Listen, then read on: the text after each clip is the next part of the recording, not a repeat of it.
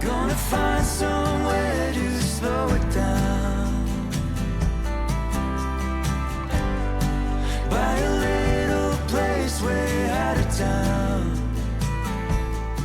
Gonna take my... Is there a better way to talk about summer book recommendations than while sitting in a hammock in your garden on a beautiful sunny day? Maybe then my time will come around way out of town. Hello amazing humans, welcome to my channel. My name is Paulina Maria and here we talk about books. Today finally we have 28 degrees and I am sitting in my hammock and by my legs I have a bunch of books. Let me show you that I want to talk to you about. I don't have all of the books, but don't worry, I will show you each book on the screen next to me. Now, I need to admit that actually I am not a seasonal reader. By that I mean that I don't necessarily have to read books set in the summer during the summer and set in winter during the winter. I'm more of a mood reader and for that reason I actually have quite a few books on the go at any one time, and I will, depending on the time of the day and depending on my mood, reach for one or the other. However, when it comes to holidays as in going away somewhere, I tend to go for books that are a little bit, how do I put this, less stressful to read. Basically, I don't want to read anything too intense while I'm on holiday trying to relax. So when I was compiling this list, I was thinking about how to approach it, and in the end I've got basically for you a bunch of classics, a bunch of contemporary fiction. I have at the end thrown in a few non-fiction suggestions, but most importantly the very few books that I have that are a little bit more intense. I will very clearly let you know that these are the books that are maybe not the most relaxing, however they are set during summertime, and actually majority of my books, or either all of the action is set during the summer or some of the action is set in the summer, or for whatever reason they have a summer vibe to them. Okay, we have 20 books to go through, so I won't be talking about them in much detail. I will give you a brief overview, but because there are 20 of them, we better jump in and start. First on my classics list is a book that I finished literally this morning, and that is The Member of the Wedding by Carson McCullers. Carson McCullers was on my list of authors to read this year. I have her other book, The Ballad of the Sad Cafe, but for some reason I was drawn to this one a bit more. Apologies, that's a sound of a helicopter. I have no idea what a helicopter is doing here, but there you go. So this book is set during the last 2 weeks of August. It is a very hot summer somewhere in the south of United States, and the main protagonist here is Frankie, who is 12 years old, and this is a coming of age story that not only perfectly captures the limbo of adolescence, but also has a great commentary on isolation, on needing to have a purpose, and also on human connection. There are some beautiful passages in here. I will talk about this book a bit more, probably in my monthly wrap-up, or I might even do a separate video. But if you do like coming of age stories that are a little bit quirky and are able to capture that sort of a bittersweet edge to growing up, and also if you like Steinbeck, because I feel like McCullers' writing has something of a Steinbeck to her. If you think about the passages where there are conversations between the three main characters, if you've read this book you will know what I'm talking about. They definitely have this beautiful spot looked on commentary on human condition that hides behind these sort of, on the face of it, odd conversations about everything and nothing. Anyway, I highly recommend it. Next we have Bonjour Tristesse. Now this classic I have seen showing up on a couple of summer book recommendations, and there is a reason for that, and that is because this is a perfect book to read when you are on the beach. Why? Because it is set in this glittering French Riviera during a very languid summer break. Our main protagonist, she's 17 years old and she's holidaying there with her widowed father, and everything is disrupted by arrival of this woman. I'm not going to tell you anything more. There's a twist in there that I didn't see it coming. I had a sense there is a twist, but I thought it would be something different.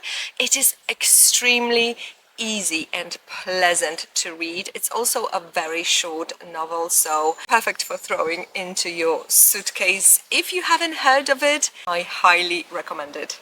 The next book I'd like to recommend is Pride and Prejudice by Jane Austen. Okay, so not all of the action is set in the summer, but there is quite a bit of holidaying in there and quite a few summer weeks described.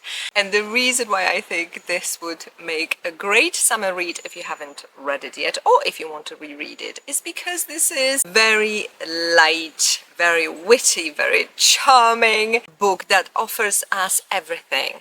Some intrigue, some romance, dry sense of humor, great characters, perfect book to escape. And the other very well-known classic, which I don't have here because I read a library copy, is To Kill a Mockingbird. Again, I discovered this book for the first time ever this year and I absolutely loved it. We've got different seasons in that book. There is a winter there as well, but for some reason it's the summertime that seems the most...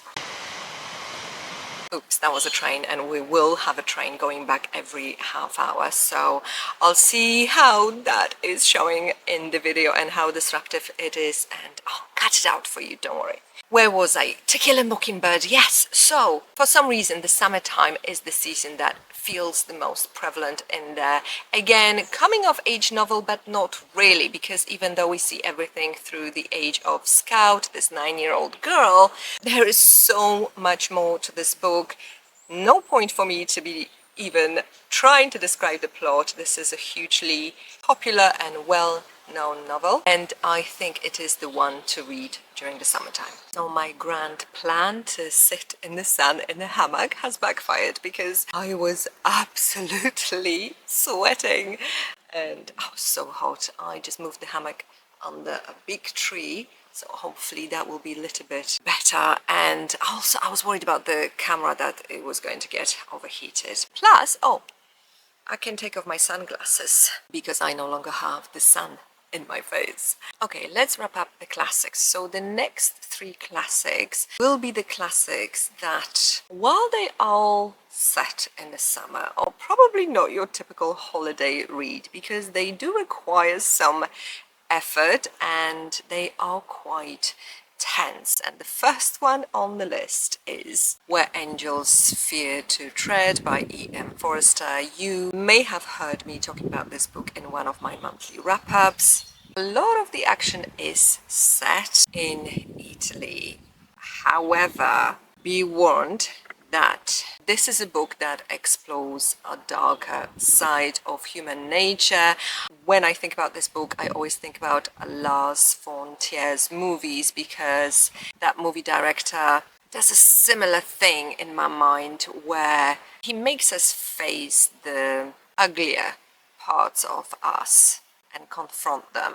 So this is a story about an English family where we've got a widow and she goes off to Italy, and there she meets this Italian much younger than her man and she marries him.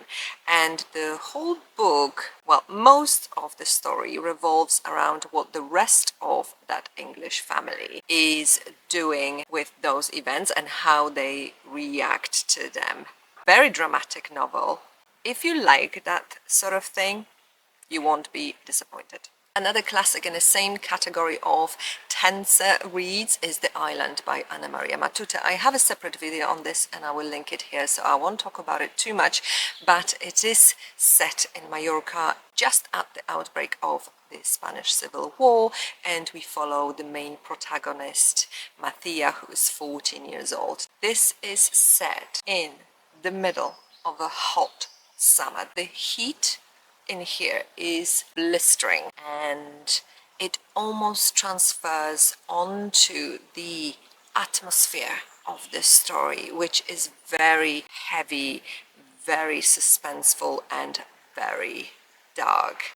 Like I said, this is not a light read, but I'm sure some of you out there will really appreciate it. I certainly did. And the final heavier classic is actually a play, because I want to mention A Streetcar Named Desire by Tennessee Williams. This play is set in steamy New Orleans and it really radiates the heat of the summer and tension. The three main characters that we have here are extremely emotionally volatile, and the whole atmosphere of the play and the fact that it is set during this oppressive summer really well mirrors that. Not everyone enjoys reading plays. I have discovered that I do. And if, like me, you are a big fan, and if you're looking for, I would say, a sultry evening read, then this is it. Before we move on to the contemporary fiction, I wanted to mention Kazuo Ishiguro's The Remains of the Day, because frankly, I'm not sure if it's a classic or it's still considered contemporary fiction. I know many consider it a classic, but it was only published in 1989, so it's fairly young novel. Anyway, we're not going to get into this debate right now because it's irrelevant for our list. It's a fantastic book for the summer because here we follow a butler who sets on a quiet road trip in England during the summer of 1956. There is a lot of introspection in this book and the stillness that comes with that. This book is a perfect companion for these long, thoughtful summer days or evenings, and especially if you're the type of person that tends to, during summertime, reflect on the past and enjoys a bit of nostalgia. Okay, next we have The Paper Palace by Miranda Cowley Heller. I have talked about this book before. It's one of my favorite contemporary fiction books ever. Please do, however, look up trigger warnings in relation to this book because there are definitely some heavy topics in here, but this is beautifully written with this lyrical language. We follow a story of one woman and her family, and location that brings it all together is this lakeside house, this lakeside property that has belonged to this family for years. If I had to describe the texture of this book in 3 words, I would say memory, nature, and choices. Long buried choices. It's atmospheric, it's very sensual, and also very emotionally gripping book. So if you like something a bit more moody, then I highly recommend it. This next book is for those of you who like to read something that is a bit more thought-provoking, a bit more probing, and those of you who don't mind reading about uncomfortable truths, because the book I would like to recommend is Crooked Seeds, which was longlisted for Women's Prize for Fiction. Again, I talked about this book before, so I won't go into too much of a detail here, but this book is set in South Africa during a very dry season. There is a water shortage for all this very unlikable character Deidre, but the book is really excellently written and there's a lot of introspection and also, of course, historical and political aspects in relation to the history of South Africa. So, like I said, if you don't mind something a bit more probing, this is an excellent book to read. I promise you, you won't be disappointed. Next, I have 2 psychological thrillers. However, please know that these are probably more of your literary psychological thrillers, especially the first one, which is Tana French's The Wych Elm. I read this quite a few years ago, and I remember this very eerie setting and this tension building up in this novel, and amazing character descriptions, characters that are complex. This book really, even though you do have a mystery and unsolved crime, it focuses on the characters and is definitely character driven. Follow Toby, who is 28, who has this perfect life until one day an incident seriously affects him psychologically, and so he leaves his current life and he goes to live with this uncle on this estate who is dying of terminal cancer, and some family secrets here that are being slowly uncovered. Great commentary on privilege and on trauma, on family as well, on what it means to be a friend. Despite it being priced as a psychological thriller, it has a very low start, and like I said, it's more character-driven, so it doesn't appeal to everyone, but it has a fantastic ending. It has stayed with me to this day, and French's writing is just absolutely mesmerizing. I don't know why I haven't read of her novels. I need to my TBR. I have something for those of you who are fans or your traditional psychological thriller with a great twist. This one is not as literary as French's novel. Nevertheless, this is a great entertainment, and the book I'm talking about is The New Wife by J.P. Delaney. Is set again in Mallorca in Spain, in this villa with a pool. To say anything more, read for the summer, that if you coming, I salute you. We follow Finn and his sister, who inherited in Spain after the father died. Finn goes to Mallorca, to Spain, to further investigate the situation because their father died, and there are some suspicions about his second wife, and he goes off to Mallorca and he is spending some time there to uncover the truth. I'm telling you, though, if you start reading it you won't stop, so don't plan any activities. Reach for this book. Okay, I need to keep moving or this video will be 1 hour long. Next recommendation from me is The Secret Life of Bees. This book is set during a sweltering South Carolina summer, and if I had to describe it in one sentence, this is a feel-good, emotionally rich story about female friendship and about healing from trauma, and also maybe about certain warmth you can find in a newly found family that may not necessarily be your family related to you by blood. I categorize this book as very much a heartwarming and comforting book. I do realize this is a very well-known book, but it was published some years ago, so if you have missed it and not read it, you absolutely have got to read it. Next contemporary fiction recommendation I have for you is Good Material by Dolly Alderton.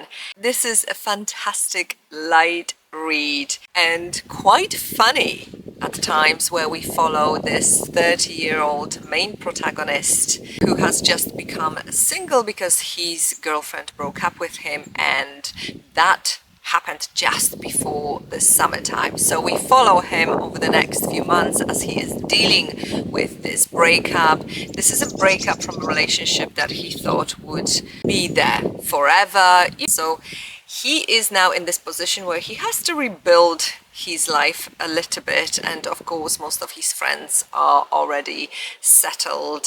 Most of them are married, they have kids, and I was so impressed how Dolly Alderton was able so convincingly to write this from a man's perspective. I did say this is a light story, but there is a lot of depth as well, especially towards the end of the novel. Oh, and I forgot to mention that the main protagonist is a stand-up comedian. So I promise you, there is so much humor in there. If you're looking for something light that it doesn't take any effort to read, then I highly recommend this book. Next, for something more of a contemplative reading, we have The Berry Pickers by Amanda Peters. This book is very close to my heart because it is set in Nova Scotia, where my husband and his family come from. We are in 1960s and we follow this indigenous family who every year travel to Maine to work on a berry farm. And one summer a young girl is missing, and for the majority of the book we follow these two perspectives of her grieving brother, and we also have a perspective of the girl that has gone missing. So it is very interestingly done, with a very decent exploration of loss and identity and family trauma. Next book I have for you is an epic adventure novel for those of you who want to get completely swept away, and that is Shantaram. I am sure most of you will have heard of this book. It is a very big book though, so you must be the sort of person who is not put off by that, but like I said, this is an epic, right? So it is going to be big. We follow this Australian prisoner who escapes the prison in Australia and flees to Bombay in India, and there in this city, which of course now is called Mumbai, he has an experience of living in slums. He falls in love. We basically follow him as he tries to navigate this city's underworld. This is a great book about redemption, about love, loss and complexities of human nature. If you haven't read this book and you want to read this book, and when you look it up on the internet, you probably see some criticism around the fact that it's slightly self-indulgent and the main character is described in this sometimes maybe vain way. I didn't mind it at all, and actually I didn't see it when I was reading the book. It is a very, very enjoyable read, and despite its size, you will fly through it. Oh, in case I haven't sold it to you yet, the author, Gregory David Roberts, really escaped prison and really moved to Bombay, and he lived there for several years. So while he's saying this is not a strictly autobiographical novel, it's fictional, you're left to wonder. And my final contemporary fiction recommendation is The Safe Keep.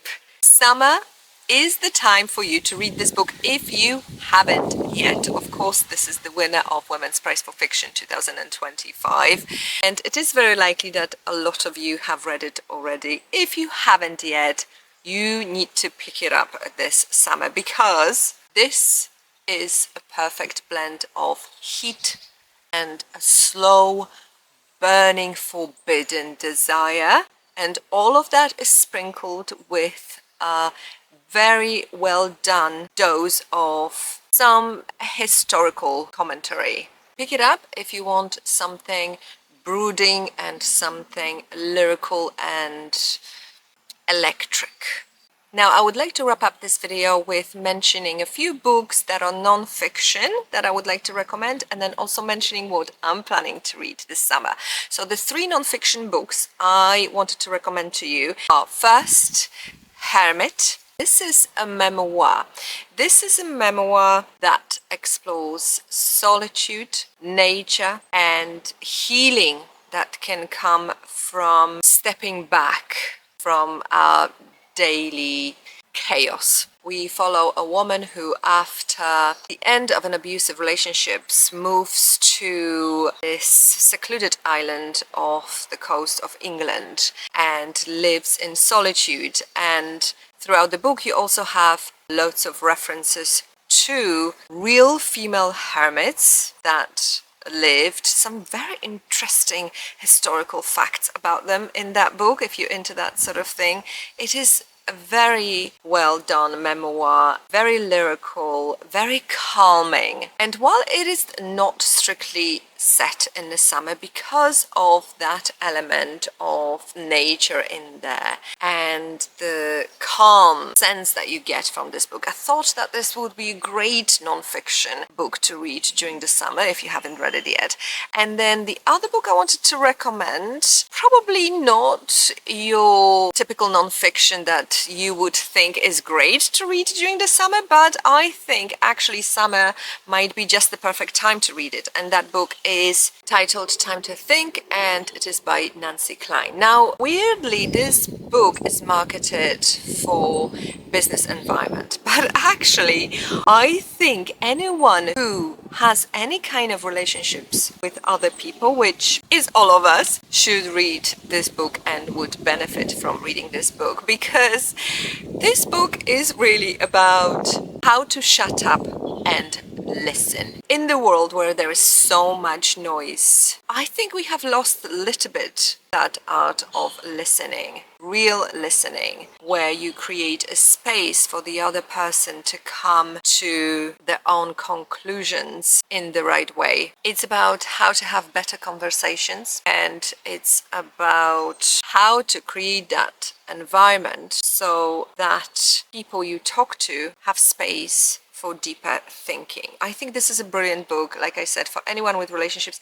especially if you have teenagers. You know how difficult it is sometimes to have conversations with teenagers. Plus, this book does something I have not seen in any other similar books, where normally you would see the author talking about some kind of life experience they had that led them to writing the book in the beginning of the book. Well, in this book, the author talks about it at the end, and it's a bit of a shocking revelation, which really stayed with me. Very easy to read if you fancy a bit of read that can offer you practical advice on how to be a better human being, not just for yourself but also for those around you. Then I really highly recommend this book.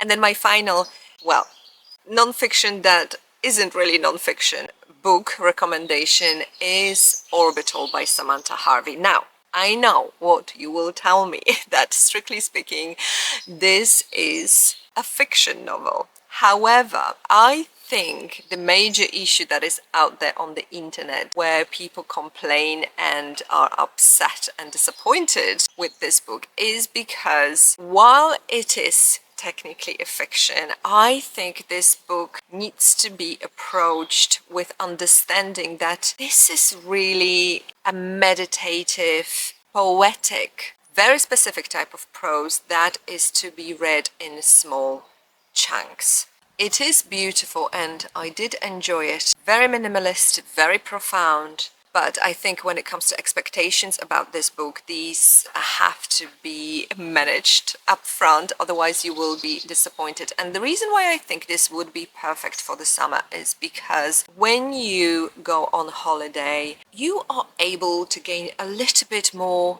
perspective on your life. And this book, Orbital, is all about perspective, because we follow 6 astronauts who are in space and they have these reflections on, well, the planet Earth and life and what it is to be human. And I really do think this is best read in very small chunks, so few paragraphs at the time, because you do need to sit with it and ponder. And because it is, despite its very tiny size, packed with so much meaning, that the only way to do it is to read it in small doses.